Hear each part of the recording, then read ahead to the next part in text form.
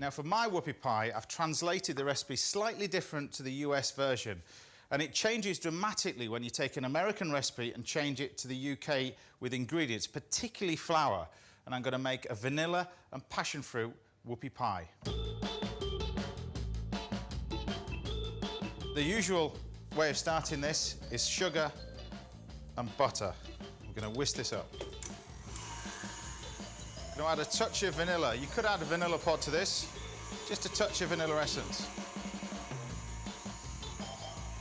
Then it's 2 eggs, followed by 150 ml of milk, and then the same amount of buttermilk. One thing that I found on my travels, and certainly one of the things that I've learned, the use of buttermilk in cakes. It produces a really distinct flavour and also makes it last a little bit longer as well, so it keeps it nice and moist. So you can see the mixture is very wet in here, and then I'm going to combine the flour with some baking powder, about 2 teaspoons.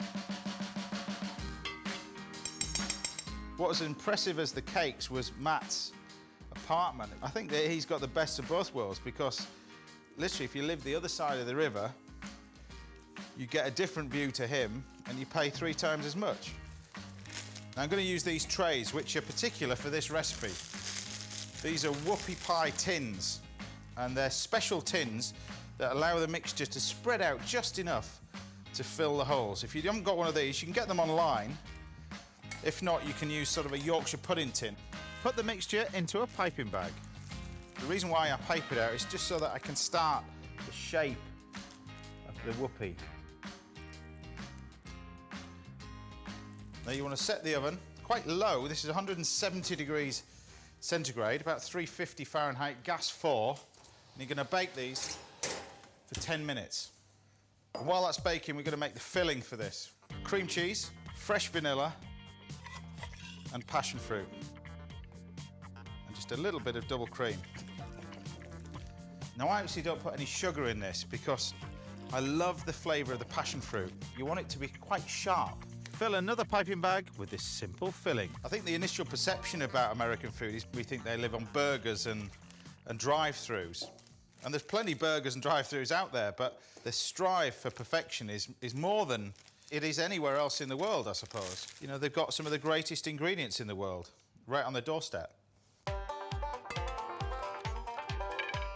Once they're cooled, they only take about 10 minutes in the oven. You get this sort of pliable, it's not a biscuit, it's not really a cake, it's sort of almost half and half. And then we can fill these up. A quick squeeze of the cream cheese filling and gently sandwich them together. And the secret of these whoopie pies is not only can you flavour the actual mixture themselves, you could put pistachio nuts through it, pistachio paste, chocolate, like Matt did, but you can also exchange and change the fillings as well to complement it. It's a bit like sort of the cupcake. The final touch, a dusting of icing sugar. The whoopie pie certainly was one of the most widely available cakes that was offered to sale in bakeries right across America. But there's my version, a classic American whoopie pie with passion fruit.